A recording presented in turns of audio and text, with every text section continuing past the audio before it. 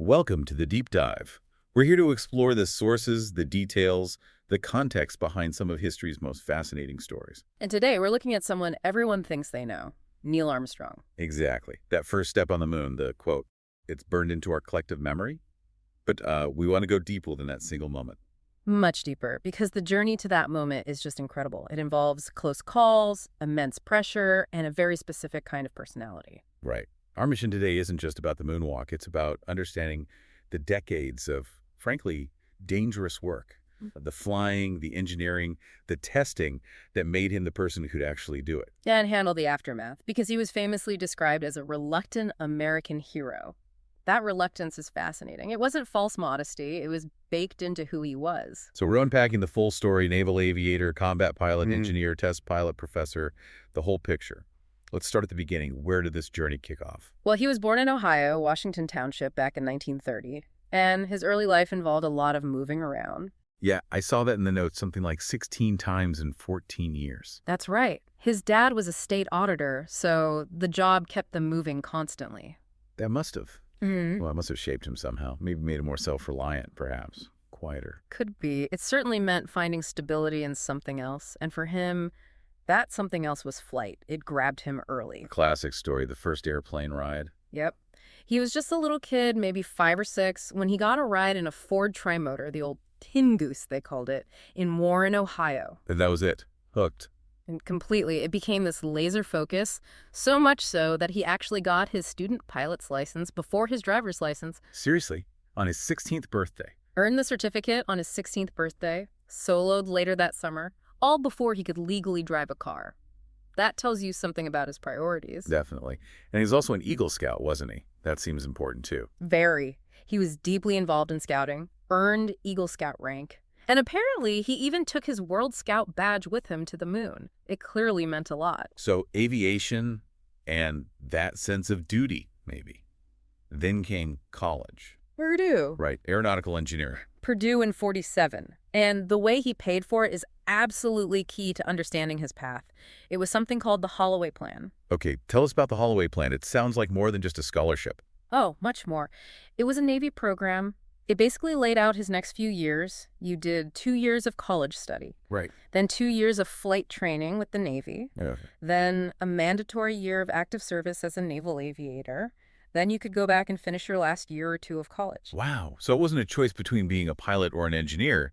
The Navy basically forced him to be both. Exactly. It fused those 2 identities right from the start, which, turned out to be incredibly valuable later on. So that plan put him on a fast track. Oh. Midshipman in 49, naval aviator by 1950, did his first carrier land on the USS Essex, and then straight into combat. Pretty much straight into the Korean War. He was flying the Grumman F-9F Panther jet, mostly ground attack missions. How much combat did he see? He flew 78 combat missions. That's about 121 hours in the air over Korea. And one mission in particular, well, it's a stark preview of the kind of nerve he had. Ah, the cable incident. This sounds harrowing. Set the scene. It was September 1951. He's on an armed reconnaissance mission, flying really low, like 500 feet and fast, about 350 miles per hour, down in a valley between hills. Okay, dangerous flying already. Very. And then, bam! He hits a cable that someone had strung across the valley. Probably a booby trap, maybe for communication or warning. He just flew right into it. Clean into it. It sheared off about 6 feet of his right wing, took the aileron clean off. At that speed and altitude, that should have been catastrophic. Instant loss of control. You'd think so. Most planes would just cartwheel. Yeah. But somehow he managed it. He instinctively used rudder to counter the roll, kept the plane flying level, somehow. With 6 feet of wing gone. Yeah, and he nursed that crippled jet, fighting the controls the whole way, back towards friendly territory, maybe over 100 miles. Just trying to get far enough to eject safely. Exactly.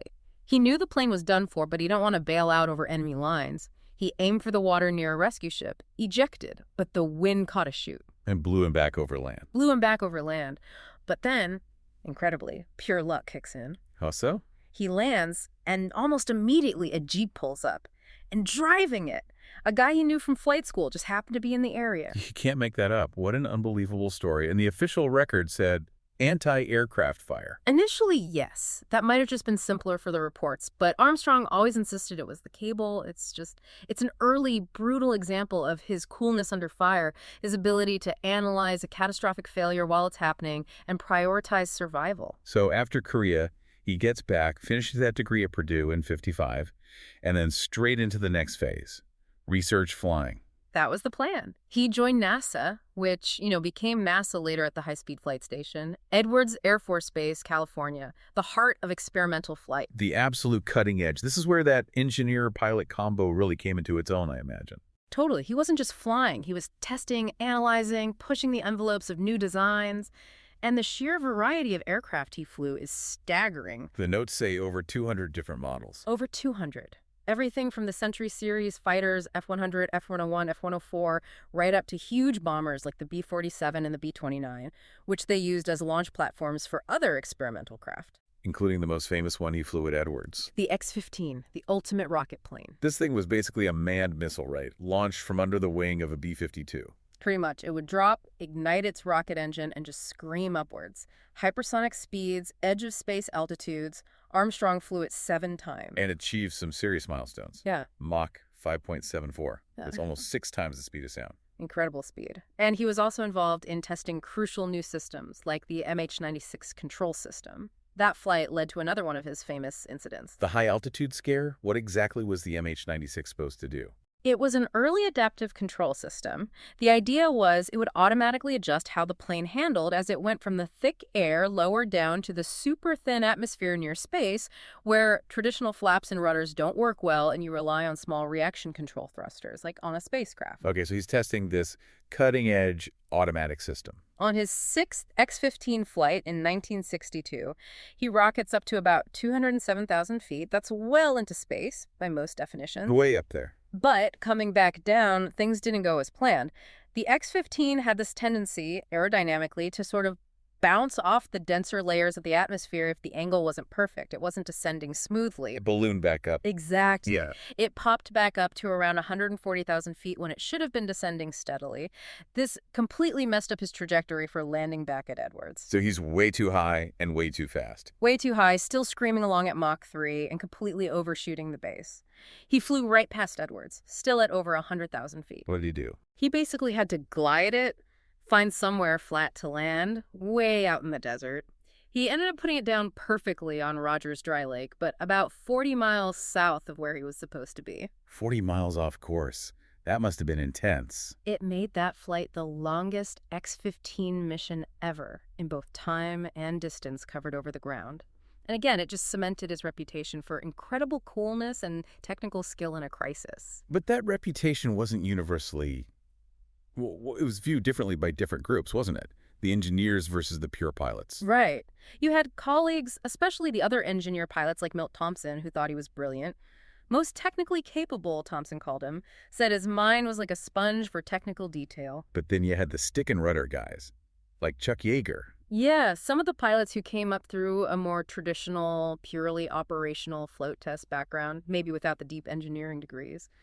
Some of them felt Armstrong flew too much by the book. More mechanical than flying was the quote, I think. Something like that. The implication being, maybe he relied too much on calculation and procedure, not enough on raw flying instinct. It was a bit of a cultural clash at Edwards. But when NASA needed astronauts for the next phase, beyond Mercury, which type did they favor? They clearly valued the engineering mind.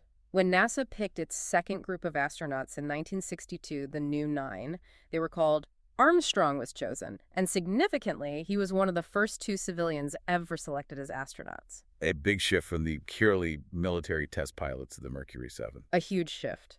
NASA knew Gemini and Apollo would be incredibly complex. Docking, navigation, lunar landing. These weren't just piloting tasks. They were systems engineering challenges happening in real time. They needed people who understood the machines inside and out. Michael Collins, his future Apollo crewmate, said something about that, didn't he? He did. Collins acknowledged that maybe some pilots thought Armstrong wasn't the absolute best stickman, but Collins felt Armstrong was by far the smartest, the one who best understood the spacecraft's systems. And for Apollo, that's what NASA bet on, his brain.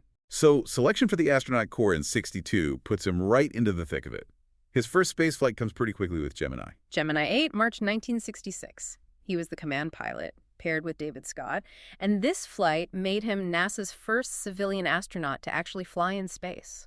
And the mission had a huge objective, right? The first docking? The very first docking of 2 spacecraft in orbit. That was the primary goal. They were meant to link up with an uncrewed Agena target vehicle. And they pulled it off. They did. Armstrong executed the docking perfectly, a huge milestone for the space race. But almost immediately after they docked, things went very wrong. This is the stuck thruster incident. Yeah, exactly.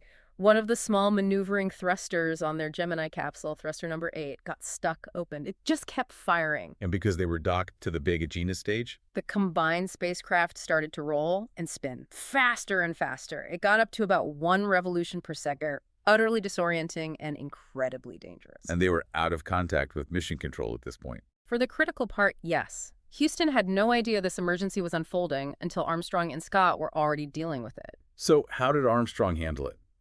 There couldn't have been a checklist for that. No, definitely not. He had to diagnose the problem under intense G-forces and disorientation. His first instinct, crucially, was that the problem might be with the Agena they were docked to. So he undocked. He made the critical decision to undock, but the spinning continued, which told him the problem was with their own Gemini capsule. The only way to stop the violent roll then was to use a completely separate system. The re-entry control system, the RCS, the thrusters meant only for controlling attitude during re-entry. That was the only option left. He shut down the main thruster system and used the RCS thrusters to counteract the spin and stabilize the capsule. It worked. He saved the spacecraft and the crew. But using the RCS fuel, that triggered mission rules, didn't it? Absolutely. The rules were crystal clear. If you have to use the RCS fuel before re-entry, the mission is immediately aborted. You come home. So a mission planned for 3 days was over after less than 11 hours. How was that received back at NASA? There was some friction. Some astronauts, reportedly including figures like Wally Schirra and maybe Walt Cunningham, felt Armstrong had acted too hastily, that he'd botched it by firing the RCS and ending the mission prematurely. They thought he should have found another way. Perhaps. But subsequent analysis completely cleared him. First, there was no procedure for that specific failure. Second, and this is a key finding, the mission planners hadn't properly trained the crews on how to handle the combined spacecraft after docking. They treated it like 2 separate vehicles. Ah, so the training was flawed. As Gene Kranz, the legendary flight director, basically said later, the crew did exactly what they were trained to do, but the training itself was wrong for that scenario. Armstrong's quick thinking under immense pressure absolutely saved the mission from disaster. It proved he could handle the unexpected when the procedures failed. And that clearly didn't hurt his standing. He was quickly assigned to the backup crew for Apollo 9. Which, in NASA's crew rotation system, put him squarely in line to command Apollo 11, the first lunar landing attempt. But before Apollo 11, there was more training. And one more incredibly close call involving a very strange machine. Ah, yes, the LLRV, the Lunar Landing Research Vehicle. The flying bedstead. It looked terrifying. How did that thing even work? How did it simulate landing on the moon? It was an engineering marvel, really, but inherently unstable. It had a big jet engine pointed downwards that was constantly adjusted to cancel out exactly 5/6 of the vehicle's weight. To simulate the moon's lower gravity. Exactly. So the remaining 1/6 of the weight, plus all the attitude control, was handled by small hydrogen peroxide thrusters, similar to what the actual lunar module used. It gave pilots a real feel for how a vehicle would handle in lunar gravity with no atmosphere. But notoriously difficult and dangerous to fly. Extremely. Several were built, and 3 of the 5 ended up crashing during the program. And on May 6, 1968, it was Armstrong's turn to have one fail on him. What happened? He was practicing landings, maybe about 100 feet off the ground. Suddenly, the control system malfunctioned. The LRRV pitched violently, went into an uncontrollable roll, and started heading straight for the ground. What could he do? Only one thing. Eject. He pulled the ejection handle just fractions of a second, maybe less than half a second, before the whole thing hit the ground and erupted in flames. Half a second. I couldn't get fine. Was he injured? Amazingly, no. The only injury reported was that he bit his tongue on ejection. He walked away from a fiery crash. Incredible. But what's really telling is his reaction after nearly being killed by this training vehicle. You'd think he'd say, "These things are death traps, scrap them." But he did the opposite. He defended the LLRV. fiercely. He argued that the experience gained from flying the LLRV and its successor, the LLTV, was absolutely essential. He knew the final moments of the lunar landing would be incredibly demanding.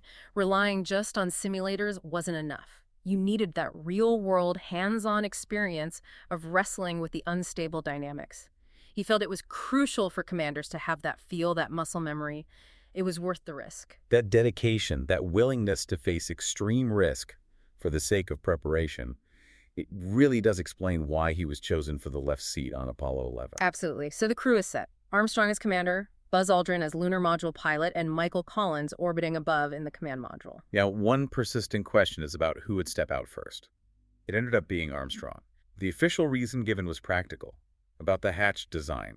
That was the public explanation. The LM hatch opened inwards and towards the right. So with Armstrong in the commander's position on the left, it was physically simpler for him to get out first around the hatch. Aldrin would have had to climb over him. Makes sense.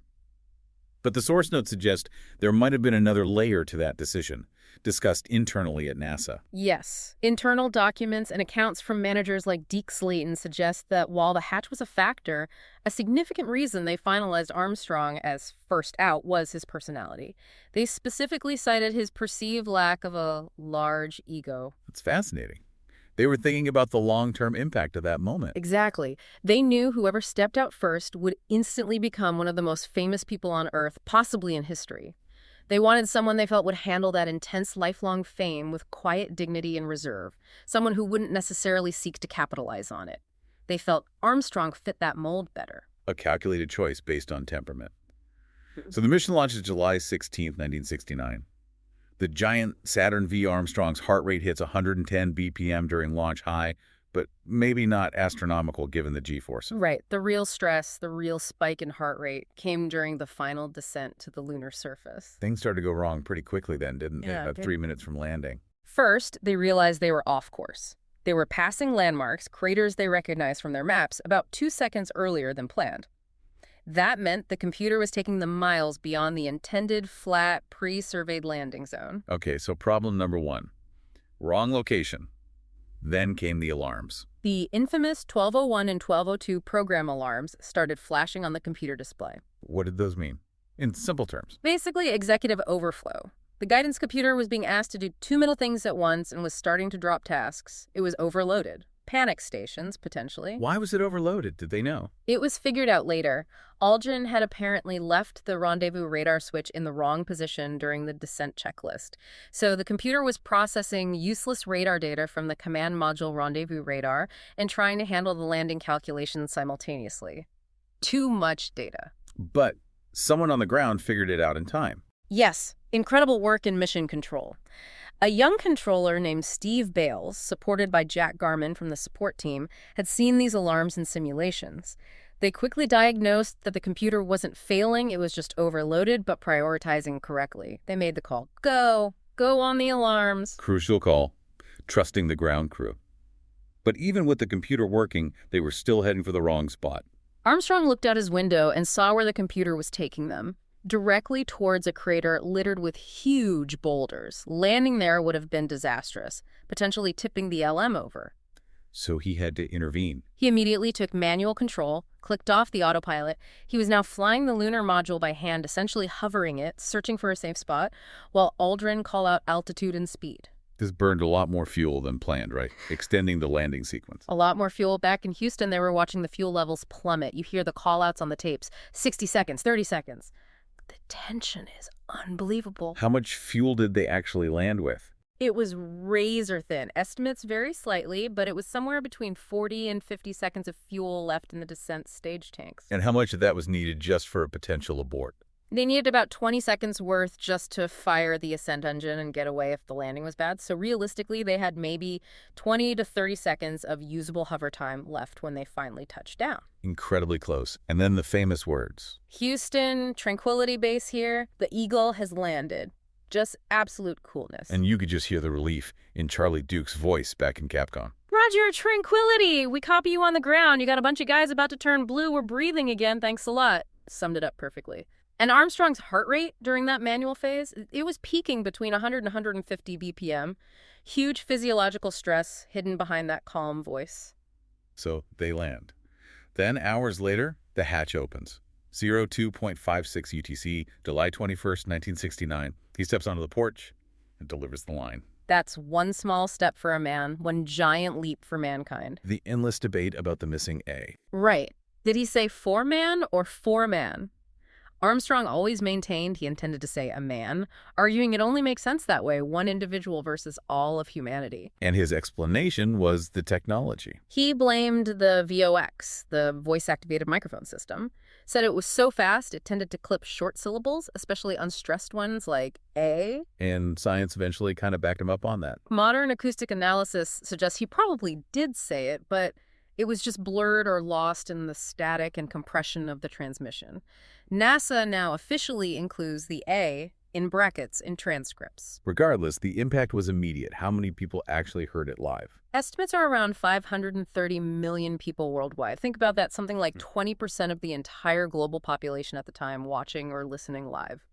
Unprecedented. Aldrin joins him outside about 20 minutes later. Their moonwalk, the EVA, was actually quite short compared to later missions. Only about 2.5 hours on the surface. Later Apollo missions spent much longer, up to 22 hours over multiple EVAs. Why so short for the first one? Extreme caution. NASA was really worried about the spacesuits, particularly how they'd handle the heat and potential damage on the lunar surface.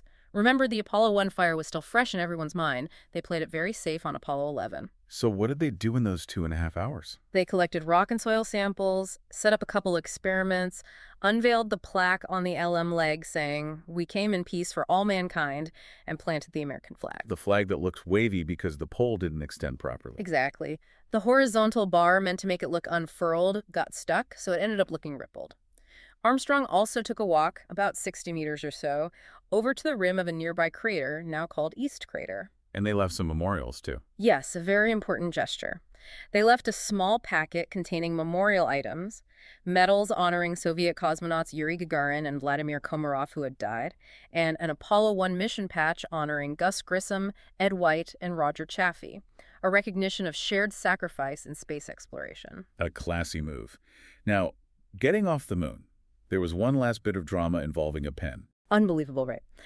After the moonwalk, back inside the LM, preparing for liftoff, they discovered that the switch for the circuit breaker that armed the main ascent engine, the single most critical switch to get them home, had broken off.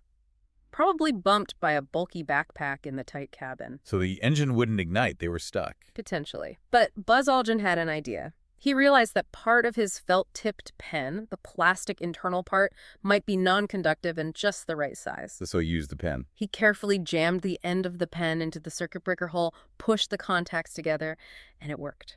The circuit was completed, engine armed. Without that quick thinking and that pen, the story of Apollo 11 could have had a very different, tragic ending. So they make it back safely. Ticker tape parades, the world tour, the absolute peak of global fame. And then Neil Armstrong does something very Armstrong. He steps back almost immediately. He resigns from NASA in 1971. He made it pretty clear he wasn't planning to fly in space again. He'd done the job. And instead of capitalizing on the fame, he went back to his roots, engineering and academia. Precisely. He accepted a position as a professor of aerospace engineering at the University of Cincinnati. Why Cincinnati? Not Purdue, his alma mater. Apparently, he felt Cincinnati's aerospace department was smaller, perhaps less prone to the intense spotlight that might follow him at a bigger, more famous engineering school like Purdue. He was looking for a relatively quieter academic life. And what kind of professor was he? Was he aloof, or did he engage with the students? By all accounts, he was serious, dedicated, and demanding. He didn't just take on a figurehead role. He taught core undergraduate classes, developed new graduate courses in aircraft design and flight testing. Students described him as a tough grader. He expected rigor. Makes sense. But he only stayed there until 1979. Why leave academia after less than a decade? Seems like it was mainly administrative changes. The university was becoming a state school, and that apparently brought a lot more bureaucracy, which he disliked. There was talk of asking him to go half-time for half pay, and by then his university salary was a pretty small part of his overall income anyway. It just wasn't worth the hassle for him anymore. So he left teaching. But he didn't entirely leave the world of aerospace problem-solving, especially when things went wrong. He served on accident investigations. 2 major ones. First, right after Apollo 13 in 1970, He was part of the official investigation team that figured out what caused that oxygen tank explosion. And the cause was traced back to something surprisingly small, wasn't it? Shockingly small. A thermostat switch inside the oxygen tank. It was designed for the command module's 28-volt DC power system, but during ground testing years earlier, the tank had been briefly subjected to 65 volts. The switch should have been upgraded, but wasn't. When the tank heaters were turned on in flight, that underrated switch essentially welded shut, overheated, burned the insulation. Boom. A tiny component failure with massive consequences. Then, years later, 1986, the Challenger disaster. He's called back again. Yes, President Reagan appointed him as vice chairman of the Rogers Commission, investigating the Space Shuttle Challenger tragedy. What was his key role there, beyond just lending his name and expertise? His big contribution, reportedly, was quite strategic.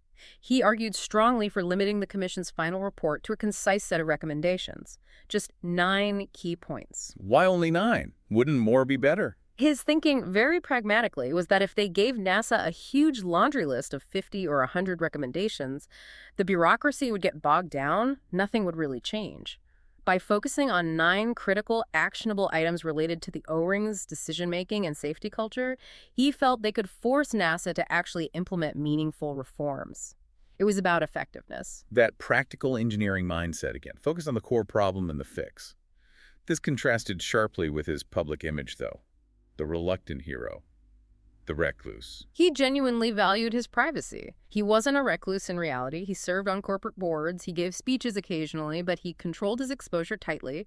He found the recluse label somewhat amusing, apparently. He did do some endorsements, but selectively. Very selectively. Only for American companies, like Chrysler for a time, and the Bankers Association. He apparently insisted they have strong engineering divisions he respected. He served on boards, too, including Thiokol, ironically, the company that made the solid rocket boosters involved in the Challenger accident. He joined their board after the disaster. And he fiercely protected his name and image. The autographs, the Hallmark lawsuit. Yeah, he stopped signing autographs altogether around 1993 because so many forgeries were being sold. And the Hallmark case in '94, they used his name and a snippet of his famous quote on a Christmas ornament without asking. He sued, they settled, and he donated the money to Purdue. It wasn't about personal profit. It was about controlling how his legacy was used or misused. He stayed out of politics, too, despite his profile. Turned down approaches from both parties, apparently. Preferred his quiet life on his farm in Ohio. And then there was that bizarre rumor about converting to Islam. Oh, that one was strange. A persistent myth, especially in the early '80s in some parts of the Middle East, claimed he'd heard the Muslim call to prayer while on the moon and converted. It became so widespread the U.S. State Department actually had to issue official denials through embassies. Just shows the kind of global, almost mythical status he attained. A life lived under intense scrutiny. He passed away in 2012, age 82. Complications after heart surgery. Yes, coronary bypass surgery. And even his death wasn't free from scrutiny. The malpractice lawsuit that came to light years later? Exactly. In 2019, news broke that his sons had settled a $6 million wrongful death lawsuit against the hospital where he had the surgery. What was the basis of the suit? The family alleged negligence in his post-operative care. Specifically, they claimed that removing temporary pacemaker wires too early caused internal bleeding that wasn't managed properly or quickly enough, leading to his death. The hospital settled privately, likely to avoid the massive negative publicity of being accused of negligence in the death of Neil Armstrong. A sad coda.